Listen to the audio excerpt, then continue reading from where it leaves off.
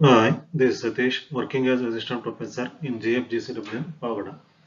Today we are going to discuss session number 31, that is concept of double insurance. This concept is taken from insurance chapter. The concept of double insurance includes introduction of double insurance, meaning of double insurance, features of double insurance, and difference between double insurance and reinsurance. Now we will discuss introduction of double insurance. Double insurance can be explained as the risk that is covered by different insurers. In this insurance, the individual takes different insurance policies from different insurance companies. So here in this insurance means in double insurance, the takes individual means insured person or client of insurance. So in double insurance, the individual means client takes different insurance policies from different insurance companies on same risk or on same subject matter.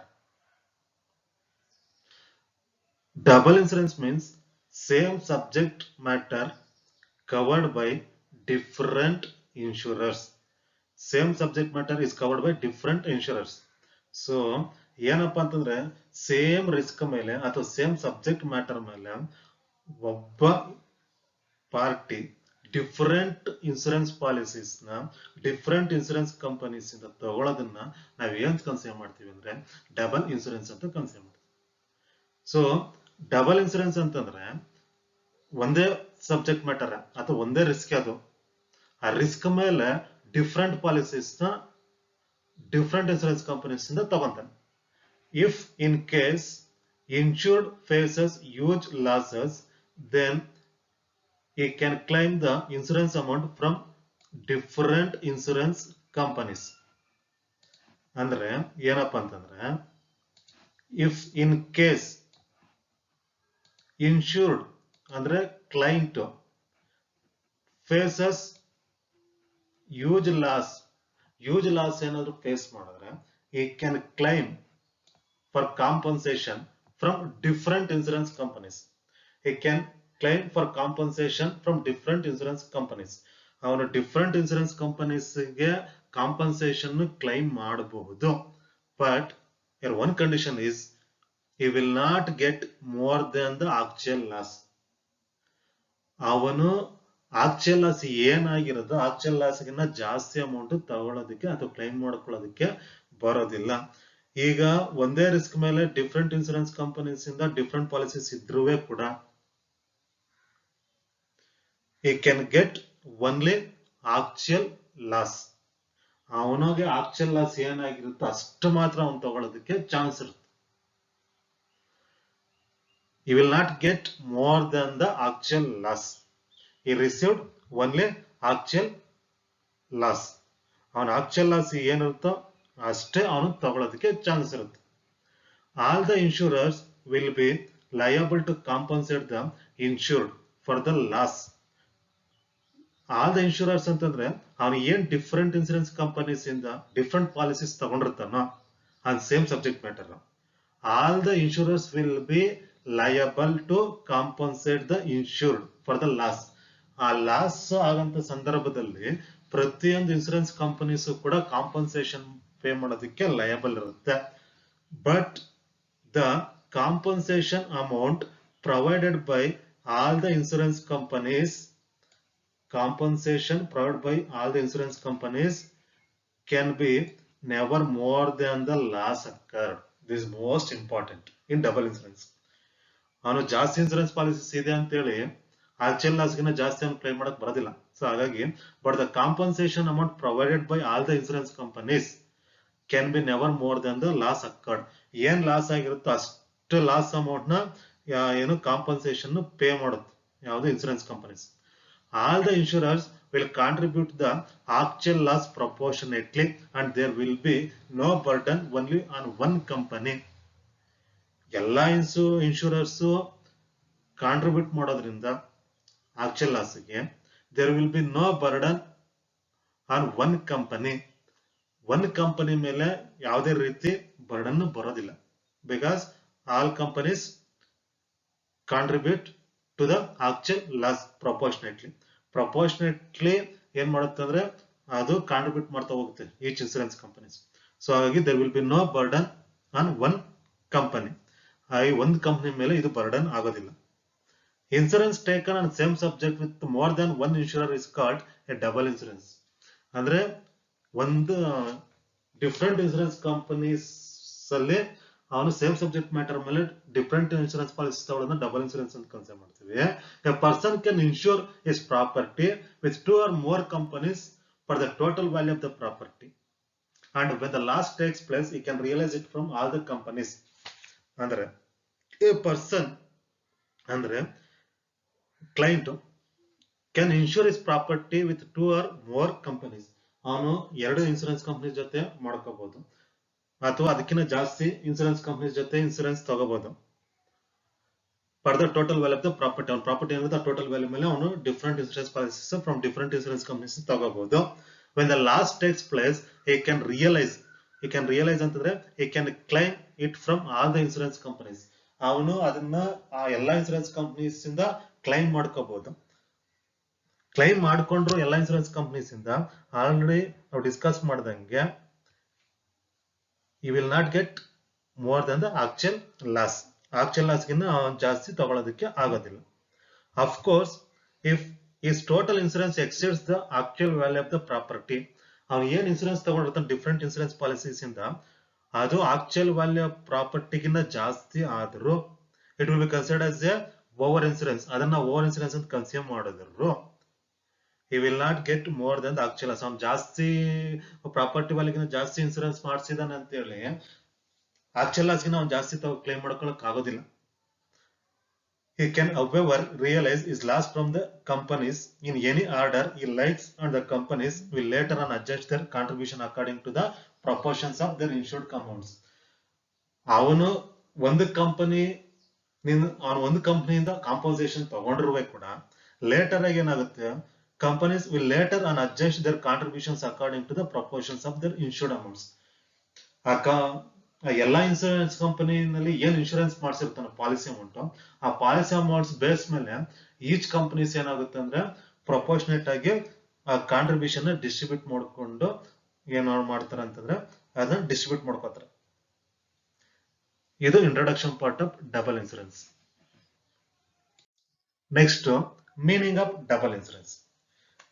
Meaning of double insurance ಅಂತಂದ್ರೆ already we discussed. Double insurance is a type of insurance where the same subject matter is insured more than once. ಒಂದೇ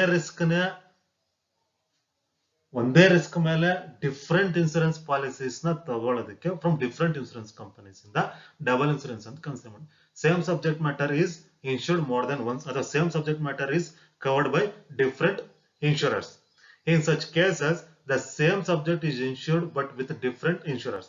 The method of double insurance is considered a legal act. Double insurance legal age ತಗೋತಾರೆ. In case of loss, the insured can claim from both the insurers ಅಂತಂದ್ರೆ two companies ಅಲ್ಲಿ ಏನಾದ್ರು insurance policy ತಗೊಂಡಿದ್ರೆ two insurance companies ಅಥವಾ ಅದಕ್ಕಿಂತ ಜಾಸ್ತಿ ತಪ್ಪಂದ್ರೆ all insurance companies. Insured can claim from all insurance companies and the insurers are liable. Insurers ಅಂತಂದ್ರೆ all insurance companies liable to pay under their respective policies. ಎಲ್ಲಾ insurance companies ಕೂಡ ಅವ್ರ respective policies amount ಏನಿರುತ್ತೋ ಅದ್ರ base ಮೇಲೆ ಅವ್ರು ಏನ್ ಮಾಡ್ಬೇಕಾಗುತ್ತೆ ಅಂದ್ರೆ ಕಾಂಪನ್ಸೇಷನ್ ಪೇ ಮಾಡೋದಕ್ಕೆ ದೇ ಆರ್ ಲಯಬಲ್. ಅವರು ಲಯಬಲ್ ಇರ್ತಾರೆ ಆರ್ ದೇ ಆರ್ ರೆಸ್ಪಾನ್ಸಿಬಲ್ ಇರ್ತಾರೆ. Next double insurance arises where the same party is insured with 2 or more insurers in respect of the same interest and the same subject matter against the same risk and for the same period of time. ಇದು introduction part ಅಲ್ಲಿ ನಾವು already discuss ಮಾಡಿದ್ವಿ. ಅಂದ್ರೆ ಏನಪ್ಪಾ ಅಂದ್ರೆ double insurance arises where the same party is insured same party ಅಂತಂದ್ರೆ client is insured with two or more insurers in respect of the same interest and the same subject matter against the same risk and for the same period of time. ಅಂದ್ರೆ ಒಂದೇ risk ಮೇಲೆ different insurance policies different insurance companies ತಗೊಳ್ಳೋದಂಥದ್ದು ಅಷ್ಟೇ. Next features of double insurance. Features of double insurance ಅಂತಂದ್ರೆ ಇದನ್ನ ನಾವು already discussed in introduction part and meaning ಮತ್ತು introduction part ಅಲ್ಲಿ ಆಲ್ರೆಡಿ ಡಿಸ್ಕಸ್ ಮಾಡ್ಬಿಟ್ಟಿದ್ವಿ. ಏನಪ್ಪಾ ಅಂತಂದ್ರೆ first one, subject matter is insured. Here subject matter means same subject matter ಅಥವಾ same risk. Same subject matter is insured with two or more insurance companies. Double insurance ಅಂತಂದ್ರೆ ಇದೇ important. ಏನಪ್ಪಾ ಅಂತಂದ್ರೆ same subject matter is insured with two or more insurance companies ಅಥವಾ same risk is covered by different insurers. ಒಂದೇ risk ನ different ಇನ್ಶೂರರ್ಸ್ cover ಮಾಡೋದನ್ನ ನಾವು ಏನ್ ಕನ್ಸಿಡರ್ ಮಾಡ್ತೀವಿ ಅಂದ್ರೆ ಡಬಲ್ ಇನ್ಸೂರೆನ್ಸ್ ಕನ್ಸಿಡರ್ ಮಾಡ್ತೀವಿ. This first feature, same subject matter is insured with two or more insurance companies. Second feature is the insured can claim the amount from the policies. The insured can claim the amount from the policies. ಅಂದ್ರೆ insured person ಅಥವಾ client can claim the amount from all the insurance companies. From all the insurance companies. ಎಲ್ಲ insurance companies ಇಂದನೂ ಕೂಡ ಅದು ಅವರು claim ಮಾಡ್ಕೋಬಹುದು. The insured can claim the amount from the policies. From the policies ಅಂದ್ರೆ different policies. ಏನ್ different policy ಇರುತ್ತೆ different companies ಇಂದ ಆ ಎಲ್ಲಾ ಪಾಲಿಸೀಸ್ ಇಂದನೂ ಕೂಡ ಅವನು ಕ್ಲೈಮ್ ಮಾಡ್ಕೋಬಹುದು. Next, the insurer cannot claim more than the actual loss. ಅಂದ್ರೆ ಇನ್ಶೂರ್ಡ್ ಪರ್ಸನ್ ಏನ್ ಬರ್ತಾನೋ ಅವನು ಈ ಆಕ್ಚುಯಲ್ ಲಾಸ್ ಏನಾಗಿರುತ್ತೋ ಆಕ್ಚುಯಲ್ ಲಾಸ್ ಗಿಂತ ಜಾಸ್ತಿ ಕ್ಲೈಮ್ ಮಾಡೋದಕ್ಕೆ ಬರೋದಿಲ್ಲ. ಅಟ್ ಎ ಟೈಮ್ ಇನ್ಶೂರರ್ ಕೂಡ they will not pay more than the actual loss. ಅವರು ಆಕ್ಚುಯಲ್ ಲಾಸ್ ಏನಿರುತ್ತೆ ಆಕ್ಚುಯಲ್ ಲಾಸ್ ಗಿಂತ ಜಾಸ್ತಿ ಪೇ ಮಾಡೋದಕ್ಕೂ ಬರೋದಿಲ್ಲ ಯಾರು ಇನ್ಶೂರರ್. ಸೊ ಹಾಗಾಗಿ ಆಕ್ಚುಯಲ್ ಲಾಸ್ ಏನಿರುತ್ತೆ ಆಕ್ಚುಯಲ್ ಲಾಸ್ ಗಿಂತ ಜಾಸ್ತಿ ಪೇ ಮಾಡೋದಕ್ಕೂ ಬರೋದಿಲ್ಲ, ಜೊತೆಗೆ ಕ್ಲೈಮ್ ಮಾಡ್ಕೊಳ್ಳೋದಕ್ಕೂ ಕೂಡ ಬರೋದಿಲ್ಲ. These are all main features of double insurance. ಇವು features of double insurance. Next, difference between double insurance and reinsurance. Double insurance ಮತ್ತೆ reinsurance ಗೆ differences ಏನೇನಿದೆ ಅಂತ ನೋಡೋದಾಯ್ತಪ್ಪ ಅಂತಂದ್ರೆ, first difference meaning. First difference ಬಂದು ಮೀನಿಂಗ್ ಅಲ್ಲೇ ಬರುತ್ತೆ. Already we discussed in double insurance the same risk is insured with different insurance companies or more than one insurance company. Andre in double insurance the same risk is insured, ಒಂದೇ subject matter same risk is insured with different insurance companies or more than one insurance companies. Different insurance companies ಜೊತೆಗೆ ಅವನು insurance policy ತಗೊಂತಾನೆ ಅದು same subject matter. But in reinsurance, the risk or part of the risk is transferred to another insurance company. ಇಲ್ಲಿ ಏನಾಗುತ್ತೆ ಅಂತಂದ್ರೆ already we discussed in reinsurance concept. reinsurance concept already ನಾವು discuss ಮಾಡಿದ್ವಿ. ಏನಪ್ಪಾ ಅಂದ್ರೆ reinsurance ಅಂತಂದ್ರೆ in reinsurance contract we can see two parties, primary insurer next reinsurer. So the primary insurer transfer his risk to reinsurer. Primary insurer ಅವನ risk ನ reinsurer transfer ಮಾಡ್ತಾರೆ. So ಹಾಗಾಗಿ in the reinsurance the risk or part of the risk is transferred to another insurance company. The risk remains the same. Same risk ಆ risk ಅಲ್ಲಿ portions transfer ಆಗ್ತಾ ಹೋಗುತ್ತೆ. risk of portion transferred to another insurance company. Next, subject matter. Subject matter ಮೇಲೆ differentiate ಮಾಡೋದಾಯ್ತಪ್ಪ ಅಂದ್ರೆ this insurance is basically taken for properties having a high value. ಇದನ್ನ normal ಆಗಿ double insurance ಯಾವ್ದ ಮೇಲೆ ಮಾಡಿಸ್ತಾರೆ ಅಂತಂದ್ರೆ ಹೈ ವ್ಯಾಲ್ಯೂ ಇರುವಂತ ಪ್ರಾಪರ್ಟೀಸ್ ಗೆ ಈ ಡಬಲ್ ಇನ್ಸೂರೆನ್ಸ್ ಅನ್ನೋದು ತಗೋತಾರೆ. This insurance is basically taken for properties having a high value. This insurance covers the risk of the original insurance. Original insurer ಅಂತಂದ್ರೆ ಯಾರು ಪ್ರೈಮರಿ ಇನ್ಶೂರರ್ ಬರ್ತಾರೋ ಆ ಪ್ರೈಮರಿ ಇನ್ಶೂರರ್ ರಿಸ್ಕ್ ಮೇಲೆ ಇದೇನಾಗುತ್ತೆ ಡಿಪೆಂಡ್ ಆಗುತ್ತೆ. ಅಂದ್ರೆ primary insurer transfer his risk to another insurance companies. ಅಂದ್ರೆ the insurance covers the risk of the original insurer. ಇಲ್ಲೇನಾಗುತ್ತದೆ reinsurance original ಇನ್ಶೂರರ್ ಯಾರು ಇರುತ್ತೆ ಅವ್ರ ರಿಸ್ಕ್ ನ ಕವರ್ ಮಾಡುತ್ತೆ. ನೆಕ್ಸ್ಟ್ ಕ್ಲೈಮ್ ಬೇಸ್ ಮೇಲೆ ನಾವು ಡಿಫ್ರೆನ್ಶಿಯೇಟ್ ಮಾಡೋದಾಯ್ತಪ್ಪ ಅಂತಂದ್ರೆ you can make a claim to all the insurance companies for compensation. ಅಂದ್ರೆ insured person can claim to all the insurance companies for compensation. Insured person ಏನ್ ಮಾಡ್ತಾನೆ, ಏನ್ ಡಿಫ್ರೆಂಟ್ ಪಾಲಿಸಿ ತಗೊಂಡಿರ್ತಾನೋ ಎಲ್ಲಾ different insurance companies ಇಂದ ಕೂಡ ಅವನು ಕಾಂಪನ್ಸೇಷನ್ ತಗೋಬಹುದು ಅಥವಾ ಕ್ಲೈಮ್ ಮಾಡ್ಕೋಬಹುದು. But in reinsurance you will have to claim from the original insurer and it will claim from the reinsurer. ನೀವು ಅಂದ್ರೆ ಕ್ಲೈಂಟ್ ಹತ್ರ ಯಾರು ಇನ್ಸೂರೆನ್ಸ್ ಪಾಲಿಸಿ ತಗೊಂಡಿರ್ತಾನೋ ನಾವ್ ಏನಂತ ಕನ್ಸಿಡರ್ ಮಾಡ್ತೀವಿ, ಪ್ರೈಮರಿ ಇನ್ಶೂರರ್ ಅಂತ ಕನ್ಸಿಡರ್ ಮಾಡ್ತೀವಿ. ಆ ಪ್ರೈಮರಿ ಇನ್ಶೂರರ್ ಇಂದ ನೀವೇನ್ ಮಾಡ್ತೀರಾ ಅಂದ್ರೆ ನೀವು ಕ್ಲೈಮ್ ಮಾಡ್ಕೋಬಹುದು, ಏನು ಕಾಂಪನ್ಸೇಷನ್ ಕ್ಲೈಮ್ ಮಾಡ್ಕೋಬಹುದು. ಬಟ್ ಆ ಅಮೌಂಟ್ ರೀ ಇನ್ಶೂರರ್ ಇಂದ ಪ್ರೈಮರಿ ಇನ್ಶೂರರ್ಗೆ ಕ್ಲೈಮ್ ಆಗುತ್ತೆ. ಕ್ಲೈಂಟ್ಗೆ ಪ್ರೈಮರಿ ಇನ್ಶೂರರ್ ಇಂದ ಕವರ್ ಆದ್ರೂ ಕೂಡ ಆ ಅಮೌಂಟ್ ರೀಇನ್ಶೂರರ್ ಇಂದ ಟ್ರಾನ್ಸ್ಫರ್ ಆಗುತ್ತೆ. ಸೊ ಹಾಗಾಗಿ in this insurance you will have to claim from the original insurer. ಅಂದ್ರೆ ಕ್ಲೈಂಟ್ ಒರಿಜಿನಲ್ ಇನ್ಶೂರರ್ ಇಂದ ಕ್ಲೈಮ್ ಮಾಡ್ಕೊಂತಾನೆ and it will claim from the reinsurer, ಅದು ರೀಇನ್ಶೂರರ್ ಇಂದ ಕ್ಲೈಮ್ ಆಗುತ್ತೆ.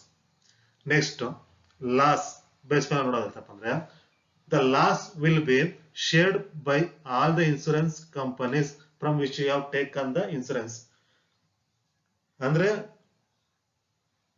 ಕ್ಲೈಂಟ್ ಯಾವೆಲ್ಲ ಇನ್ಸೂರೆನ್ಸ್ ಕಂಪನೀಸ್ ಇಂದ ಪಾಲಿಸೀಸ್ ತಗೊಂಡಿರ್ತಾನೋ ಆ ಎಲ್ಲಾ ಇನ್ಸೂರೆನ್ಸ್ ಕಂಪನಿಗೂ ಲಾಸ್ ಶೇರ್ ಆಗುತ್ತೆ. The loss will be shared by all the insurance companies from which you have taken the insurance. Insurance policy ನಾವು ಏನೆಲ್ಲ ಇನ್ಸೂರೆನ್ಸ್ ಕಂಪನೀಸ್ ತಗೊಂಡಿರ್ತೀವೋ ಆ ಎಲ್ಲಾ ಇನ್ಸೂರೆನ್ಸ್ ಕಂಪನಿಗೂ ಶೇರ್ ಆಗುತ್ತೆ. In reinsurance the reinsurer will only be liable to pay the proportion of the reinsurance. ಅಂದ್ರೆ reinsurer ಏನ್ ಪೋರ್ಷನ್ಗೆ risk accept ಮಾಡಿರ್ತಾರ, ಈಗ primary insurer complete risk transfer ಮಾಡಬಹುದು ಅಥವಾ ಪಾರ್ಟಿ ರಿಸ್ಕ್ ಟ್ರಾನ್ಸ್ಫರ್ ಮಾಡಬಹುದು. ಆ ರೀಇನ್ಶೂರರ್ ಲಯಬಲ್ ಟು ಓನ್ಲಿ ಏನು ರಿಸ್ಕ್ ನಾವು ಅಕ್ಸೆಪ್ಟ್ ಮಾಡಿರ್ತಾನೋ ಅಷ್ಟು ರಿಸ್ಕ್ ಮಾತ್ರ ಲಯಬಲ್ ಆಗಿರ್ತಾರೆ. ಯಾರಪ್ಪ ಅಂದ್ರೆ ರೀಇನ್ಶೂರರ್. ಅಂದ್ರೆ reinsurer liable to only risk accepted by primary insurer. Primary insurer ಇಂದ ಏನ್ ರಿಸ್ಕ್ ಅಕ್ಸೆಪ್ಟ್ ಮಾಡ್ಕೊಂಡಿರ್ತಾನೋ ಅಷ್ಟು ರಿಸ್ಕ್ ಮಾತ್ರ ರೀಇನ್ಶೂರರ್ ಲಯಬಲ್ ಇರ್ತಾರೆ. So the reinsurer will be liable to pay the proportion of the reinsurance. Reinsurance proportion ಏನ್ ಬರುತ್ತೆ ಅಷ್ಟಕ್ಕೆ ಮಾತ್ರ ಅವನು ಲಯಬಲ್ ಇರ್ತಾನೆ. ನೆಕ್ಸ್ಟ್ ಗೋಲ್ ಬೇಸ್ ಮೇಲೆ ನೋಡೋದೈತಪ್ಪ ಅಂದ್ರೆ the main goal of the double insurance plan is to assure the benefit of insurance. The main goal of this insurance plan is to assure the benefit of insurance. Insurance ನ benefit ಏನಿದೆಯೋ ಅದನ್ನ complete ಆಗಿ ಅದನ್ನ use ಮಾಡ್ಕೊಳ್ಳುವಂಥದ್ದು ಮತ್ತೆ ಅದಕ್ಕೆ assurance ಕೊಡುವಂಥದ್ದು. The main goal of reinsurance is to reduce the risk of the insurer. Main goal ಬಂದು main intention of reinsurance is to reduce the risk of the insurer, that is primary insurer. Primary insurer ನ risk ನ reduce ಮಾಡುವಂತದ್ದು intention. ಆದರೆ double insurance ಅಲ್ಲಿ ಏನಾಗುತ್ತೆ ಅಂದ್ರೆ assure the benefit of insurance, insurance benefit ನ ತಗೊಳ್ಳೋಂಥದ್ದು. Next interest of insured. The insured has an insurable interest in this kind of plan. Double insurance ಅಲ್ಲಿ ಇನ್ಶೂರ್ಡ್ಗೆ ಅಂದ್ರೆ ಕ್ಲೈಂಟ್ಗೆ ಇನ್ಶೂರೆನ್ಸ್ ಮೇಲೆ ಇಂಟ್ರೆಸ್ಟ್ ಇರಬೇಕಾಗುತ್ತೆ. The insured has an insurable interest in this kind of plan. In reinsurance ಅಲ್ಲಿ the insured doesn't have an insurable interest in this kind of plan.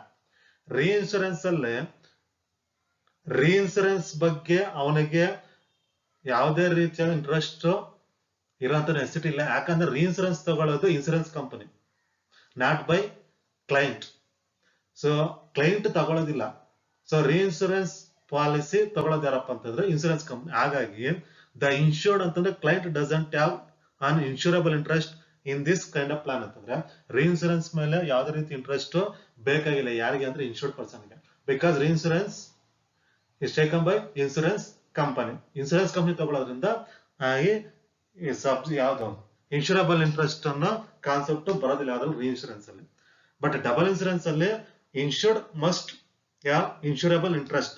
Insurable interest ಬೇಕಾಗುತ್ತೆ ಯಾರಿಗೆ double insurance ಅಲ್ಲಿ next insured approval the insured approval is needed in double insurance